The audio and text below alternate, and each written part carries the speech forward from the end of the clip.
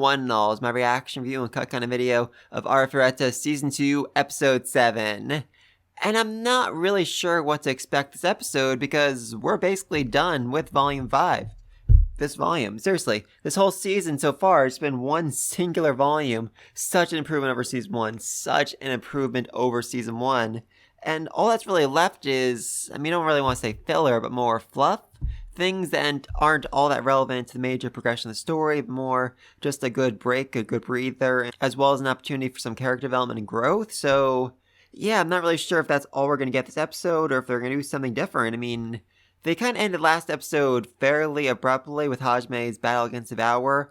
There was a whole epilogue to that fight in the light novel. Nothing too grand, but just Hajime and Fish-san saying their goodbyes, Fish-san being all cool and charming and amazing, before turning around and saying, "By the way, Shia, I'm rooting for you, and if you and Hajime have some kids, be sure to bring them along so that way they can meet my wife and kids."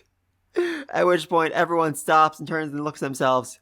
Fish-san is married? Fish-san is a deadbeat dad!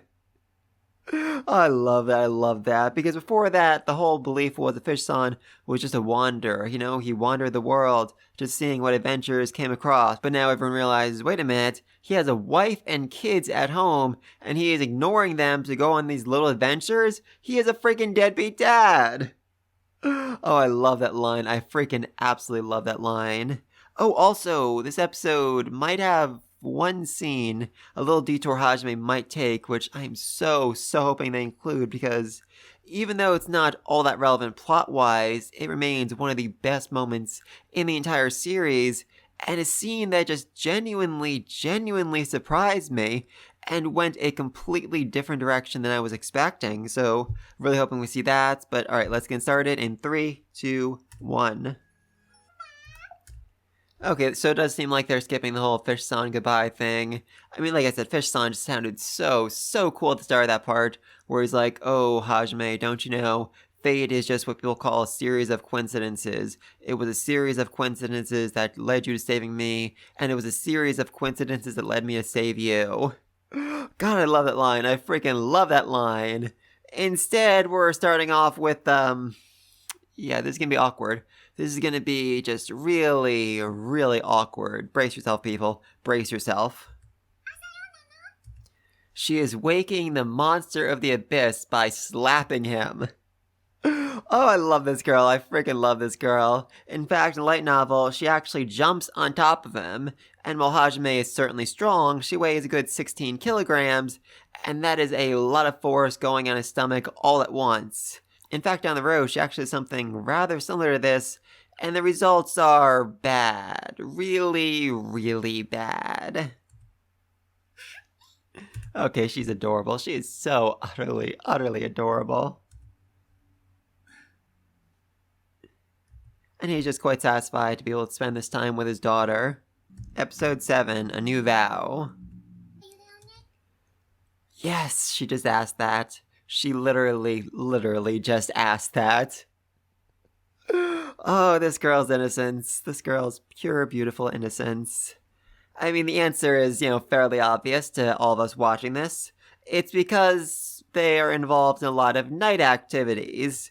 But in Miyu's mind, she's wondering, can't you two afford pajamas? Oh. Yeah, Hajime doesn't know how to respond. He really doesn't. Though Yui seems fairly unperturbed by all this. Oh no, she's a little perturbed. Yes, thank you, Yui. In the light novel, Hajime was just really confused and unsure of how to respond to this, and was so grateful that Yui saved him.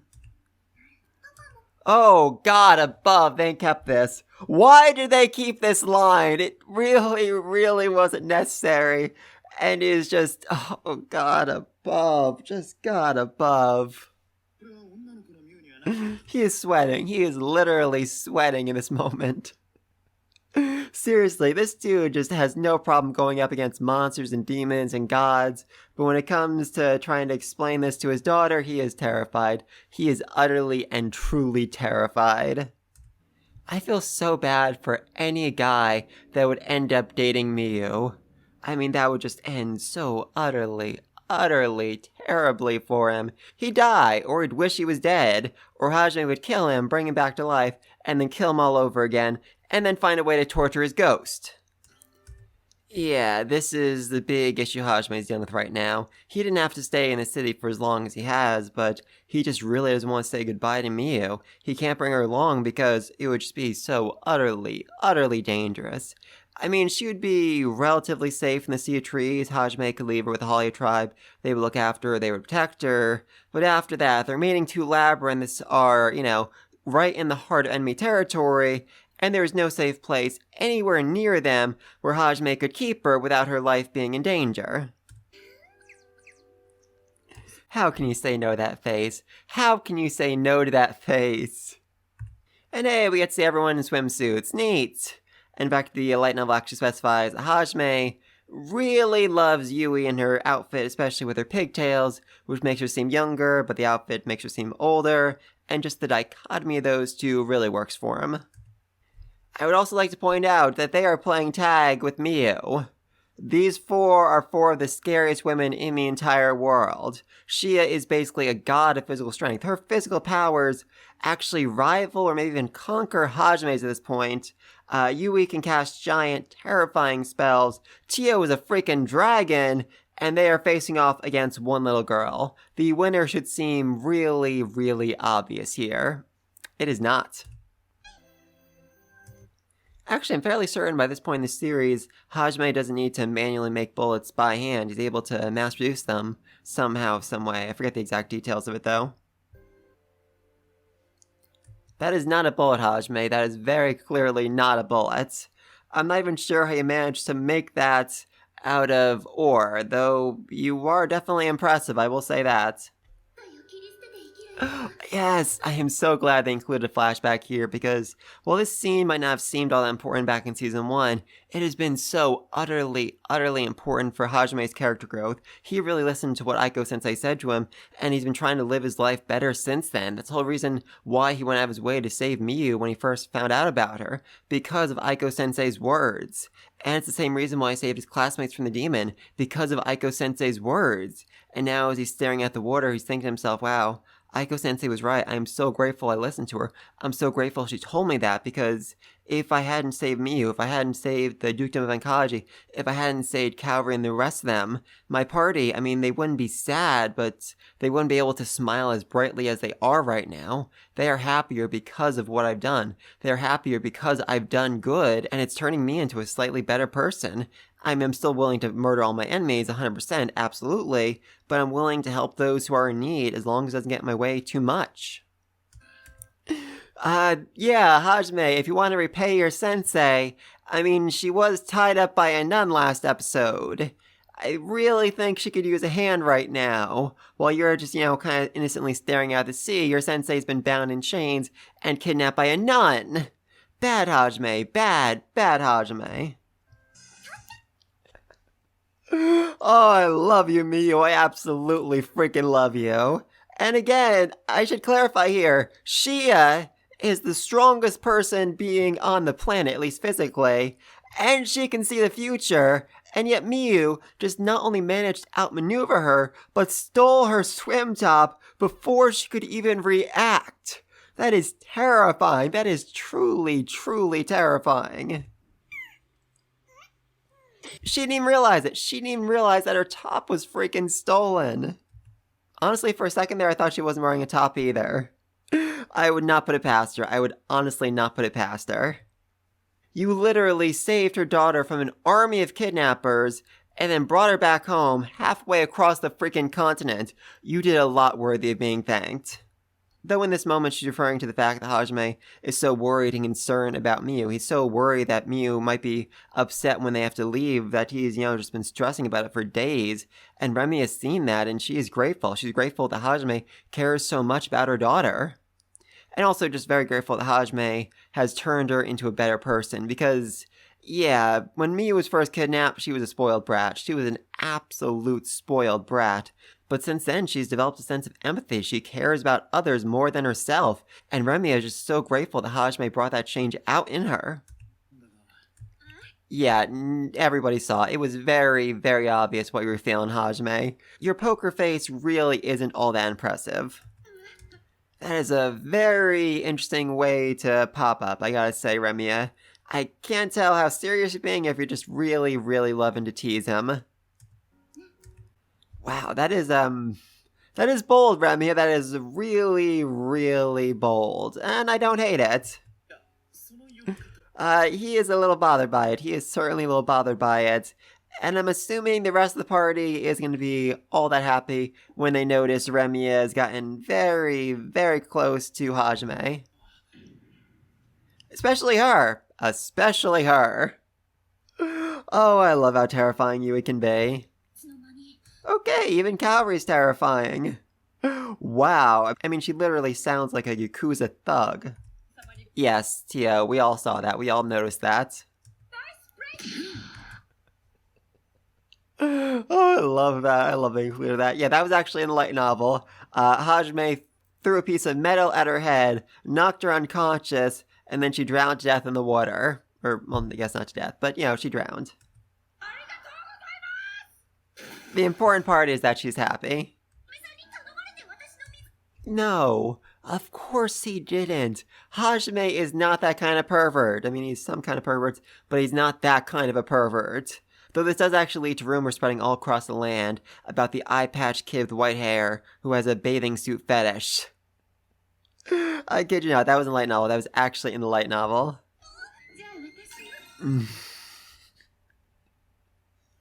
Okay, yeah, this is actually what caused the rumor. The fact that Hajime is literally covered in bathing suit tops.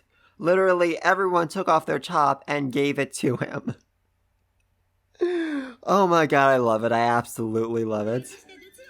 Okay, I'm not actually sure how Tio ended up giving her top to him, given that she passed out. Also, she gave her bottom.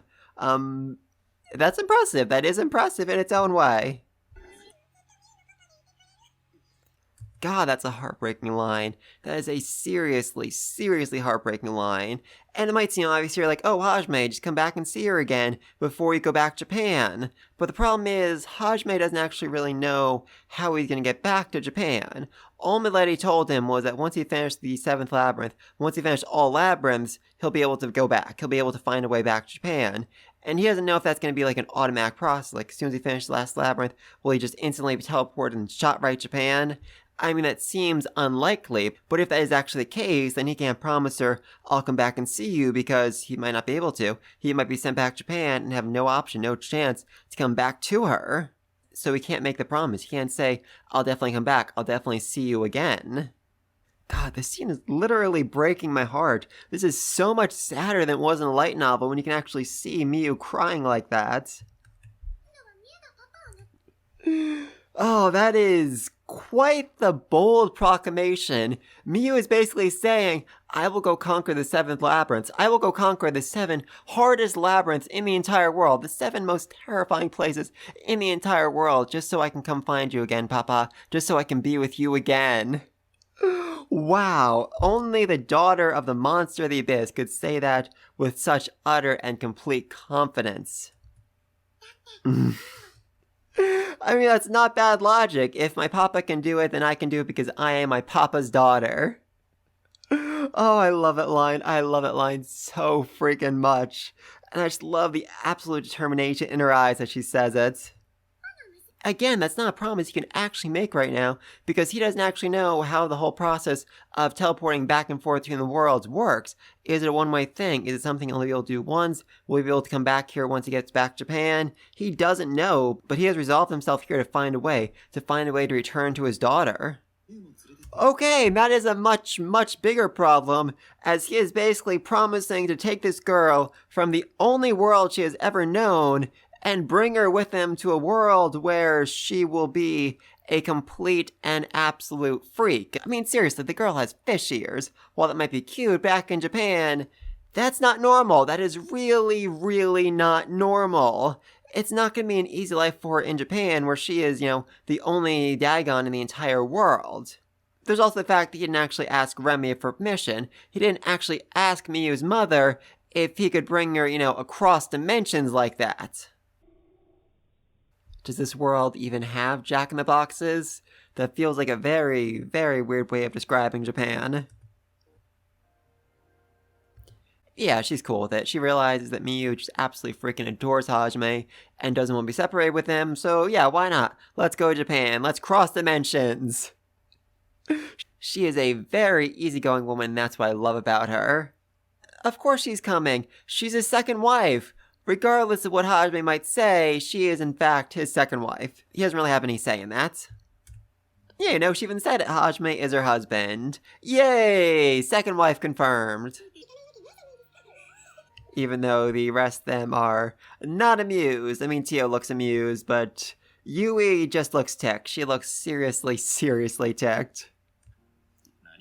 Yeah, that's all he has to do. He just needs to find a way to cross dimensions, and then if he gets stuck back in Japan, he needs to figure out a way to cross dimensions again to get Miyu.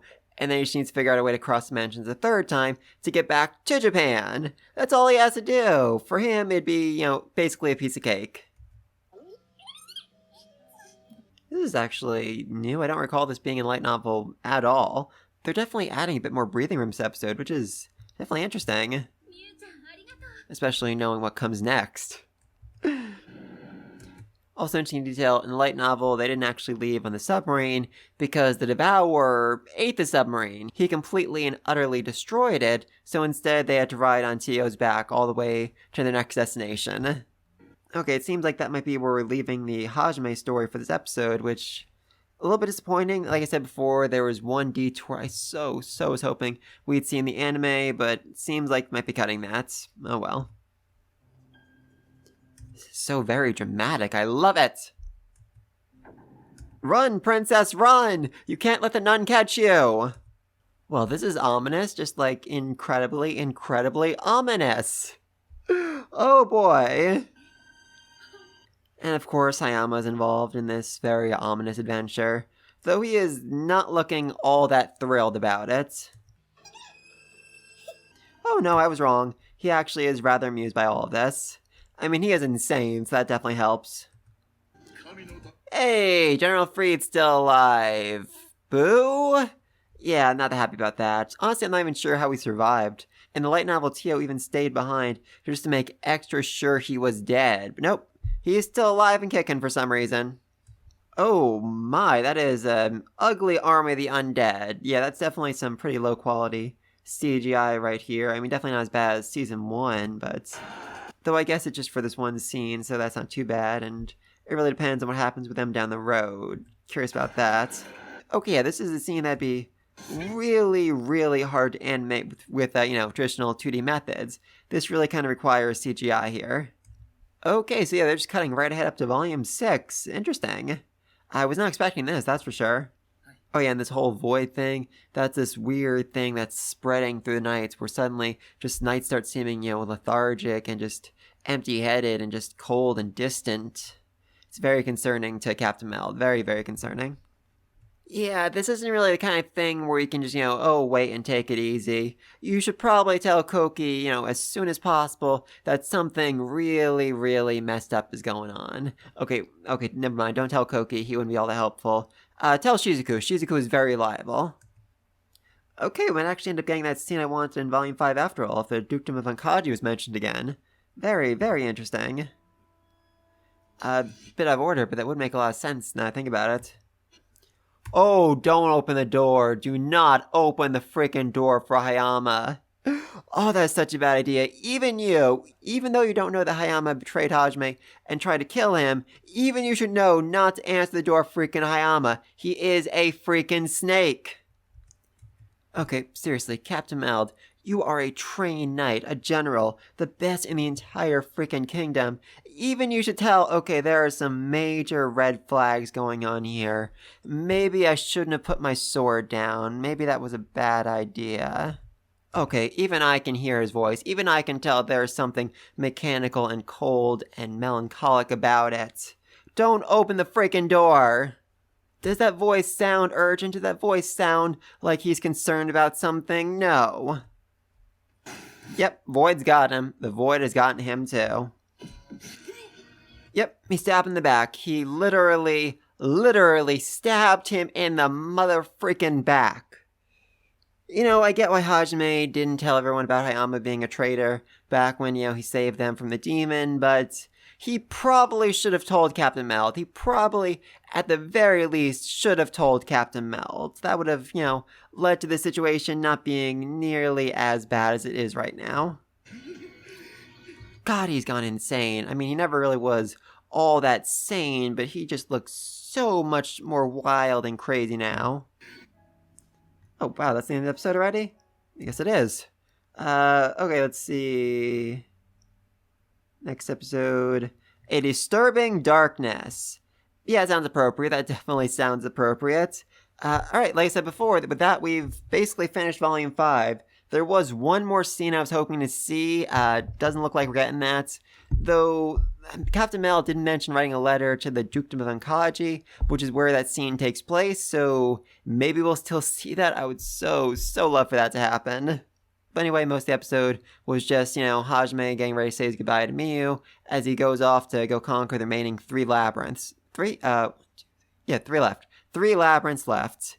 And 2 of them are in very, very unfortunate locations, meaning that Hajime couldn't bring Miyu along because then there'd be nowhere safe to leave her while they were off, labyrinthing, adventuring, all that fun stuff. So he had to say goodbye to her, and her response was, well, first off, tears, but then to declare that she would do the same thing. She would conquer the labyrinths and find her own way to Japan. She would chase after him, no matter how hard the journey might be, and this just utterly and completely inspired Hajime. He realized, if Miyu, if my daughter can be that bold, if she can have that strong a will, then I should as well. I will find a way back to her, even if I get sent all the way back to Japan.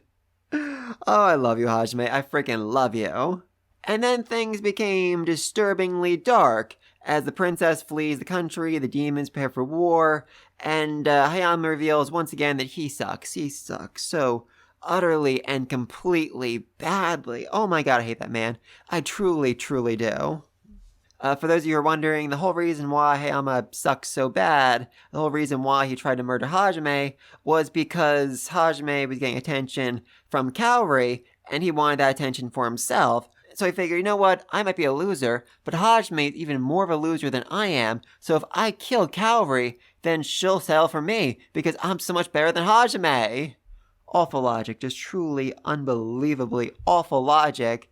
Thankfully, though, he's an idiot, so it worked for him, so he tried to kill Hajime by tossing him into the abyss.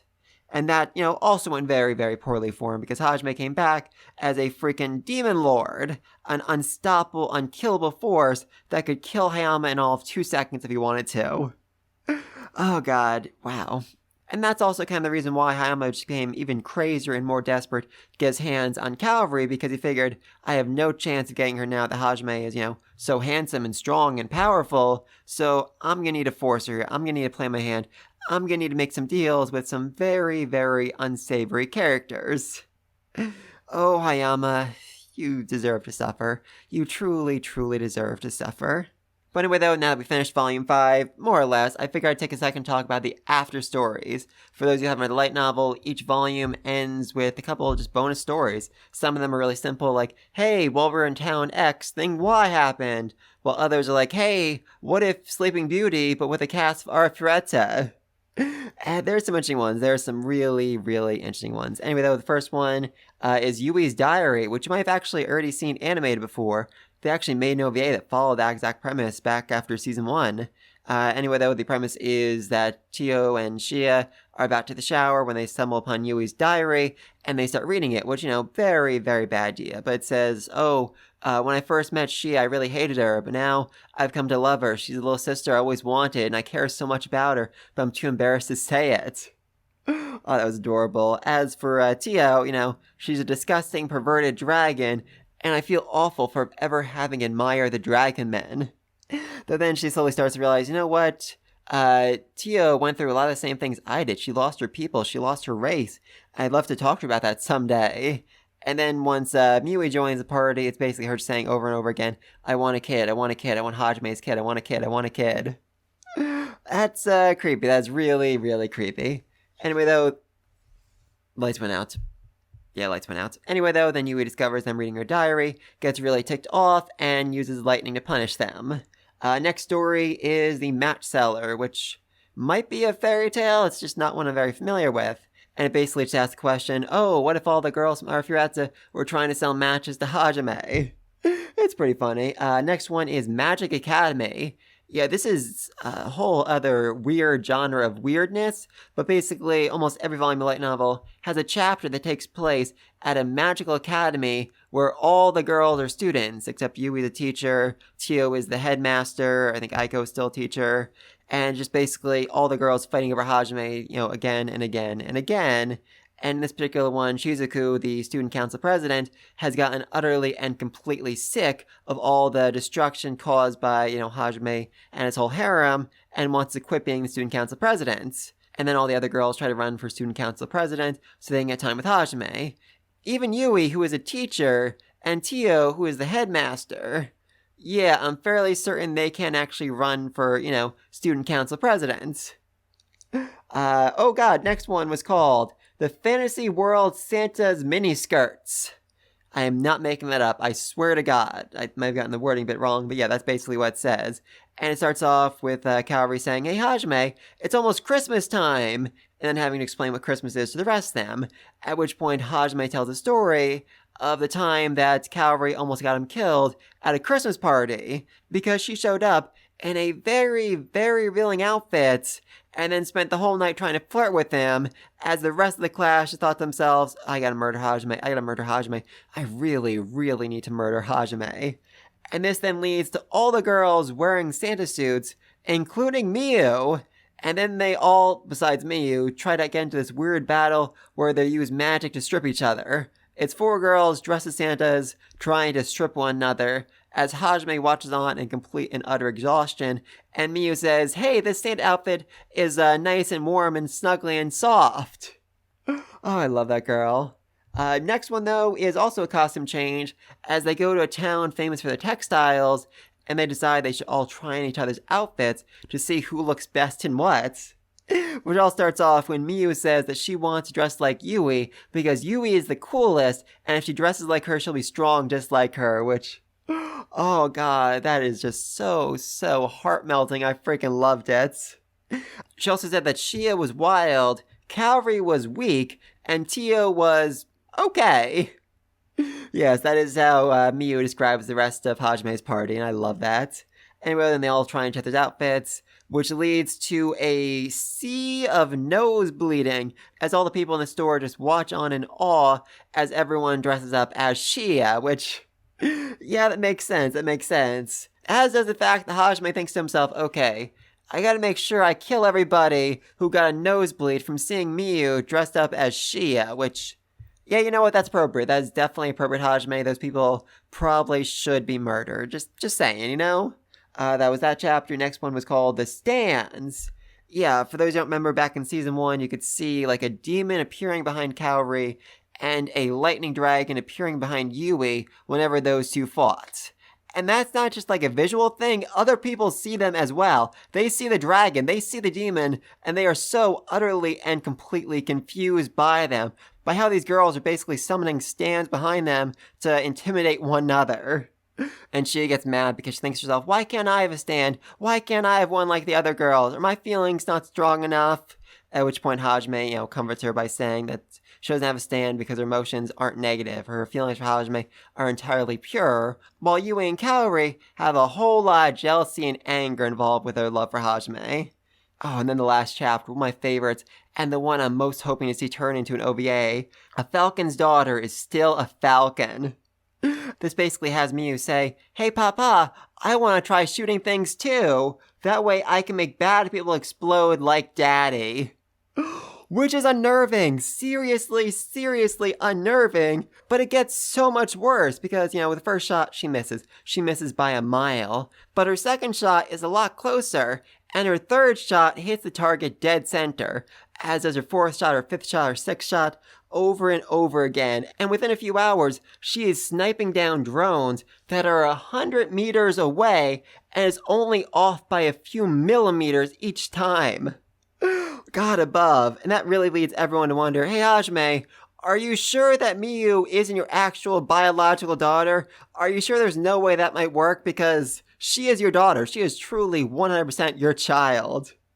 Oh, I am so hoping that becomes an OVA down the road, but please leave us down below. What do you think is going to happen next? What do you think is going to happen in the disturbing darkness? What is the darkness? Why did Hiyama stab Captain Melt? Who is he working with? What is this void everyone's talking of? What are the demons doing? Apparently they're marching on the capital. What do you think of the CGI of the monsters? I mean, definitely improvement over last season, but still not that great. Where's Hajime going next? I mean, Captain Melt was writing a letter to the Dukedom of Kaji.